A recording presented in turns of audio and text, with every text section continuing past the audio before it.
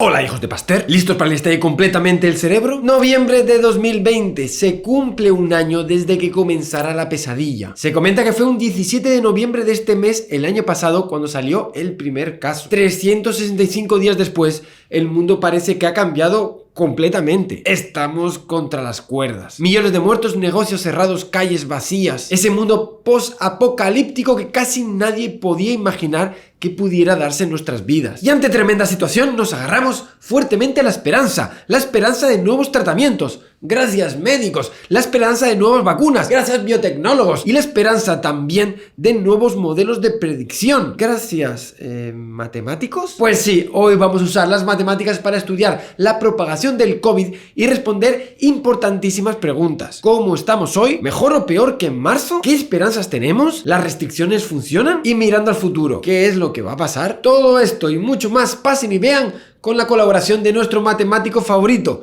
Santi García Cremades. Que comience la fiesta.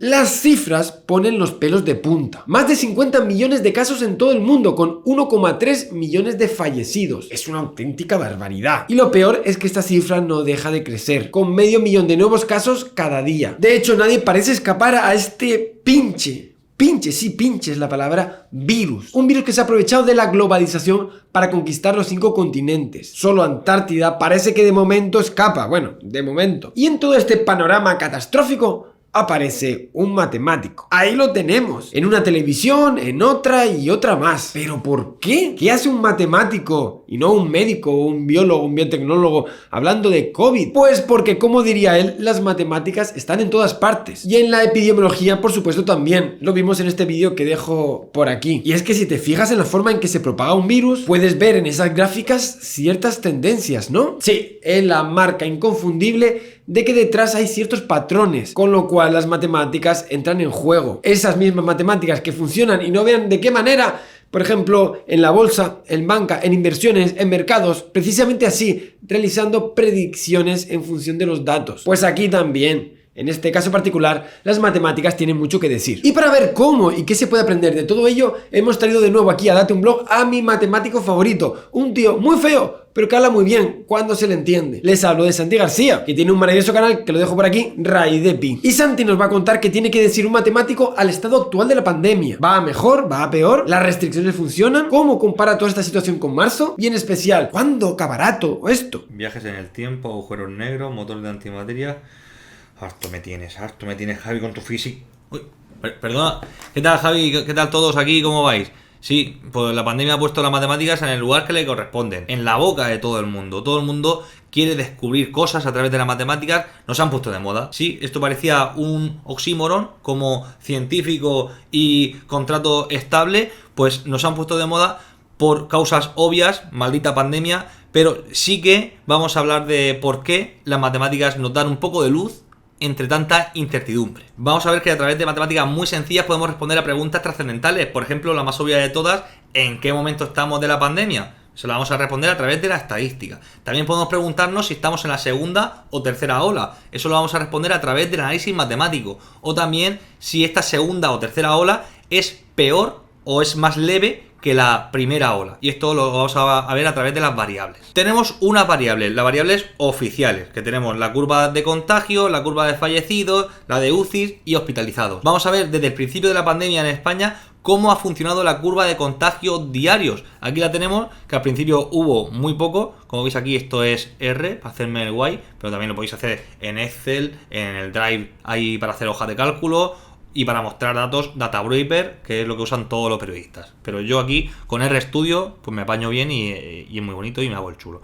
Bueno, tenemos aquí esta primera ola que vino en España. Veis aquí esa incertidumbre, esas subidas y bajadas. Era el momento estacional del fin de semana, que no se recogían bien los datos y ahí teníamos esa bajada de fin de semana ficticia, porque en promedio no estaba bajando tan rápido como esos picos que veis aquí. Y vemos ahí cómo en mayo estamos en zona estable de contagio.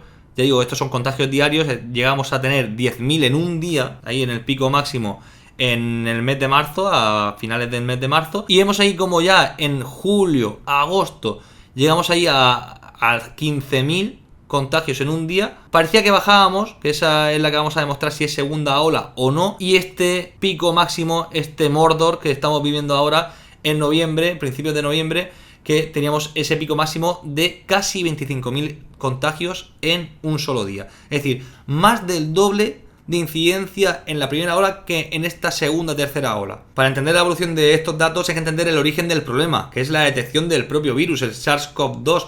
En enero y febrero no teníamos ni siquiera codificado el ARN del virus. Ya en marzo empezamos a recibir pruebas de detección, como PCRs, antígenos, y ya en mayo empezamos a tener un número de pruebas homogéneo durante el tiempo.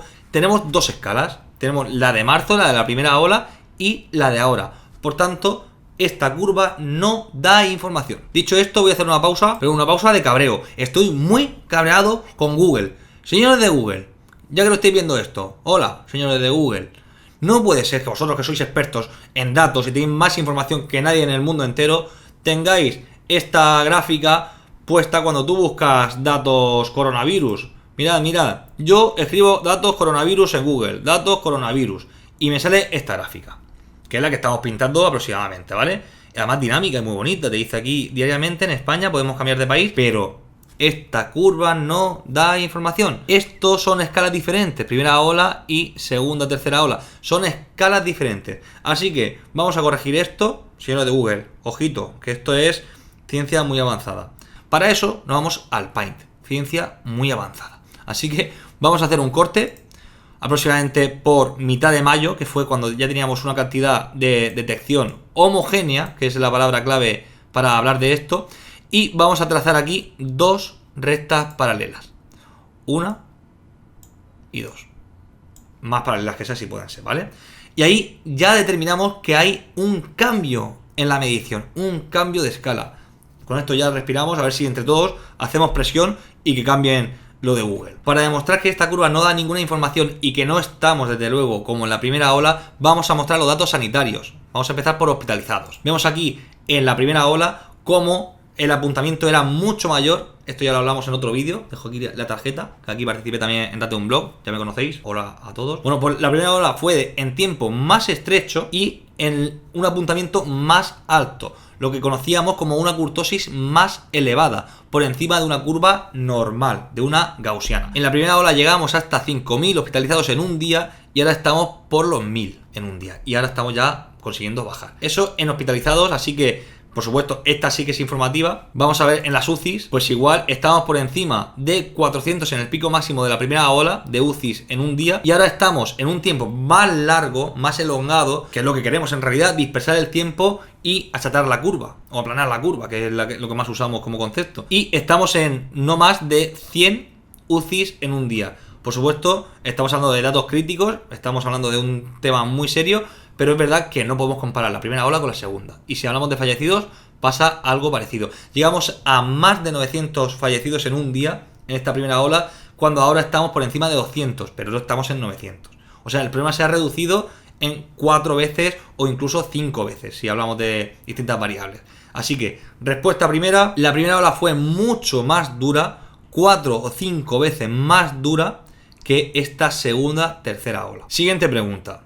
¿Estamos en la segunda o tercera ola? Que esto lo he repetido muchas veces y yo tengo un concepto muy claro, que es que estamos en la tercera ola. Esto lo demuestra la primera derivada. Vamos a derivar, aquí como son datos discretos, directamente hacemos una tasa de variación. Aquí estamos creciendo, todo el mes de julio estuvimos creciendo, todo el mes de agosto estuvimos creciendo, hasta septiembre también estuvimos creciendo, y aquí alcanzamos, pasamos por el cero. Tasa de variación cero es un máximo o un mínimo relativo. En este caso era un máximo relativo.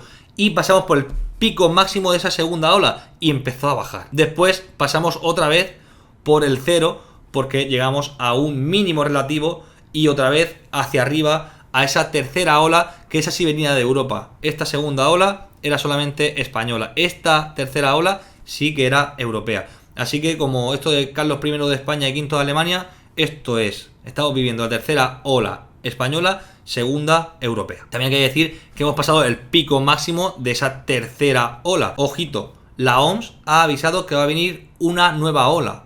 la tercera europea, la cuarta española, así que mucho ojito en Navidades. Ya sé que las restricciones son muy duras, pero mucho ojito. Vale, ya sabemos que la primera ola nada tiene que ver con la segunda o la tercera. Sabemos que aquí en España hemos vivido una tercera ola según las derivadas. La pregunta clave es hacia dónde vamos, en qué momento estamos y hacia dónde vamos. Aprendamos del pasado para entender el presente y predecir el futuro. Esto son métodos estocásticos. Esto era el modelo predictivo en la curva de fallecidos diarios en mayo. Aquí veis cómo bajaba la curva real, era la roja, y la curva azul era el modelo de 3 de mayo, es decir, un modelo estocástico de series temporales que se predecía y se ajustaba a la curva real según un patrón de tendencias y estacionalidad, que es lo que se basa en las series temporales. Esto ya lo hablamos. Entonces, aprendimos ya en mayo a intentar modelizar, que hay muchos modelos diferentes. Podemos hablar de redes neuronales en Machine Learning, hay muchos de Machine Learning aparte. Tenemos ahí también cadenas de Markov, podemos hablar de un montón de series temporales diferentes, más de 20 series temporales diferentes para predecir esto. También podemos hablar de modelos SIR, que es el más famoso de todos y es el menos estocástico, es más determinista. Y por eso ahora mismo es muy difícil de aplicar un modelo SIR, porque casi todos se basan en datos deterministas, con parámetros fijados. Aquí no, aquí conocemos la experiencia, aprendemos de ella y predecimos según este modelo. Aplicamos ese modelo, que es parte de mi investigación en la Universidad Miguel Hernández, a la curva actual de la incidencia acumulada, mucho más suave que la de fallecidos. Os lo pongo otra vez para que veáis la suavidad de ahora, ¿vale? Pues ya tenemos datos suaves, además es incidencia acumulada en 14 días, por tanto se suavizan mucho los datos y vemos que estamos en un momento ya que hemos pasado el pico máximo, esta de la tercera ola, la segunda, y estamos bajando en tendencia descendente. Y ahora mismo tenemos escenarios, he puesto aquí dos escenarios posibles, está el modelo pesimista y el modelo optimista. El modelo pesimista se considera a sí mismo realista, que es este de aquí de arriba, y el modelo pesimista considera al optimista un utópico. Bueno, pero aquí, como son modelos que no se hablan entre ellos, pues aquí tenemos dos escenarios que lo más seguro es que estemos en un intervalo parecido a este. No es un intervalo de confianza, son simplemente dos modelos y es lo que parece que vamos a tener en los próximos meses si se mantienen las restricciones. A través de esto aprendemos hacia dónde vamos. La matemática nos da mucha información, nos dicen de dónde venimos, en qué momento estamos y hacia dónde vamos. Supera eso, física.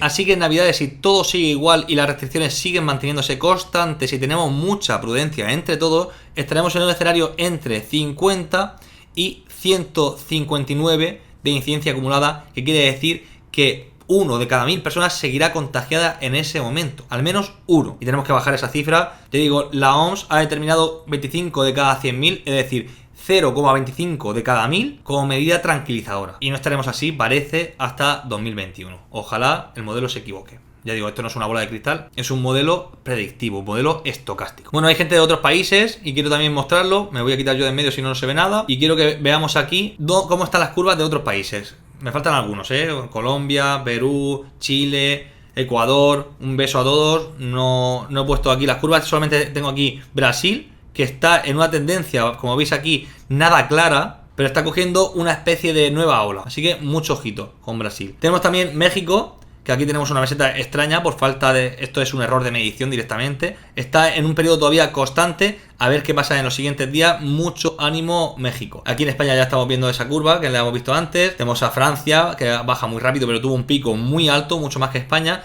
Vemos aquí la República Checa, que destaca por ese pico máximo. Tuvo una incidencia altísima hace ya un mes. Italia, que está todavía llegando a ese pico máximo, no está todavía del todo claro, está en el momento que llamamos momento meseta. Portugal, que siempre se ha puesto de ejemplo en la pandemia y veis cómo ha superado ahora mismo a otros países, está en el top 5 de incidencia del mundo, está en el pico máximo y otra nueva ola que no termina de controlar, Portugal. Mucho ánimo también a los vecinos portugueses. Estados Unidos está con la segunda ola, con esto de las elecciones se ve que no se termina de calmar la cosa y no han llegado al pico máximo de esa segunda ola y además en datos ya muy preocupantes. Alemania sí que ha controlado esta segunda ola, parecido a España, un poco antes incluso. Pues nada más o menos por menos, que esto lo cuento todos los días en el cuaderno de Pitágoras de mi canal Raíz de Pi. Pon la publi por todos lados. Javi, la promoción. Mucho ánimo, mucha paciencia y mucha ciencia. Y muchas matemáticas. Que por cierto, la música son matemáticas. Nos vamos de perreo matemático, que la suma del cuadrado del cateto es la suma de la hipotenusa. Hipotenusa. No queda bien, con hipotenusa no queda bien. Las matemáticas siempre se han mostrado como una fiel herramienta para analizar, comprender, pero en especial para predecir comportamientos. Por eso los matemáticos han sido muy aclamados y requeridos en cualquier área que requiera cierta anticipación. De hecho, ya vimos cómo las matemáticas fueron las que llevaron la epidemiología a una nueva dimensión, cuando Ronald Ross se estrujó la cabeza para resolver el problema de la malaria. Hoy las matemáticas vuelven al servicio de la población, de la humanidad, como un gran aliado para luchar en esta pandemia. Y se hace con la misma intención que Ross le puso a su estudio, pero con toda la potencia de su desarrollo moderno. Así que sí, Santi, en ti y en tus matemáticas confiamos. Pues esto ha sido todo, compañeros. Espero que les haya gustado este vídeo. Me despido sin más recomendándoles que se pasen por el canal de Santi, que es una auténtica joyita. Pues ahora sí que me despido. Dale mucho el coco y estudia, quizás seas tú el próximo pastor. Puede ser. Nos vemos como siempre en el próximo vídeo.